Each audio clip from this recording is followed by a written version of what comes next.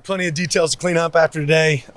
Great energy and enthusiasm, but the details matter. So we got to get the focus right from that standpoint. Altogether, a good practice. What's been some of the takeaways this week in offensive line spot with Kavika, Dave able to do a little bit more, Janoris? Just what have you seen from each of those guys? Yeah, compete, right? We'll figure out who gives us the best opportunity when we go out to the field. We have multiple guys that can go out there and play winning football. Does the opportunity that's available bring out maybe the best in those guys, and can you just speak to maybe what you've seen this week from them? I think true competitors are working to get better all the time, regardless of the result. But it's about being ready for your opportunity. Would you want to rotate along the offensive line like you did the first couple of weeks, or one guy? Yeah, I want to play who gives us the best opportunity to have success. If that looks like a rotation, then it might. I mean, I don't know what that'll look like. What determines whether Dave's able to do more in practice, but to put him in a game situation after being on the shelf for a minute? At what point? Who's playing the best? Yeah, who's playing the best is going to be the people that are out there for us. What's the punt returner competition kind of looking like so far? Yeah, competitive. What are you looking for? Fielding the ball, owning the ball, right, and then giving us an opportunity to change the field.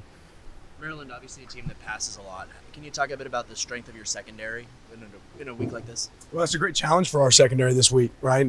Certainly they have multiple wide receivers that can go get the ball. They have tight ends that run like wideouts. They have a quarterback that delivers it well, so it's a great challenge for our guys.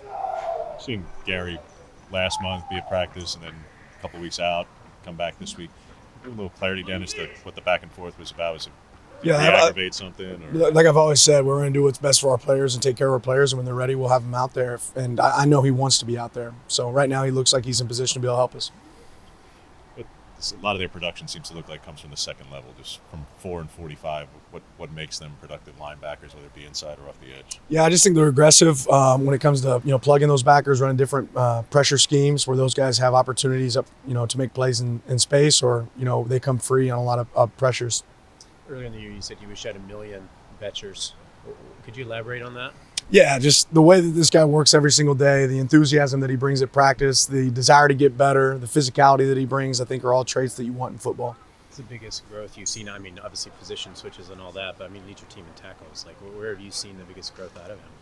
Yeah, just really the knowledge of the game, right? Football intelligence, the way that he's elevated himself to not just be a guy that can make tackles, but can make sure he's covering the right guy, be in the right spot, getting other people around him lined up. What's impressed you most was Mateo's growth this year, and obviously stepping into a bigger role the last couple of weeks, but what's impressed you most there? Probably the intensity that he plays with. He's a gift, right? He's got a lot of talent, right, in the body of his, but the ability to take that and turn it into a guy that's a savage on the field is pretty impressive. So how throwing Pelham out there was a tough spot for him. It was a tough spot for Kavika as well, to go from for sure. sideline to that to Graham. Outside of a couple of plays against a first-round pick, how did you feel he played in the spots that he was in last week? Yeah, I thought there were some good things and there's some bad things. I think he'd tell you the exact same thing. But it's certainly a challenge to get to go out there against that D-line that we played last week. Being able to go punch it in for a run there at the end and be able to run the ball effectively in the end when it mattered was certainly credit to him and the rest of the offensive line. What have you done in the lead up to that moment to be the guy that you put in there and have the trust? Practice, practice well. What's your message to Pelham after that left kick? There's going to be another opportunity to make it right? Another opportunity to make it right. Focus on the details. When your number's called, you'll be ready for that opportunity. What kind of growth have you seen from guys that have been in the secondary a couple of years now, Dante Manning and Nico Reed?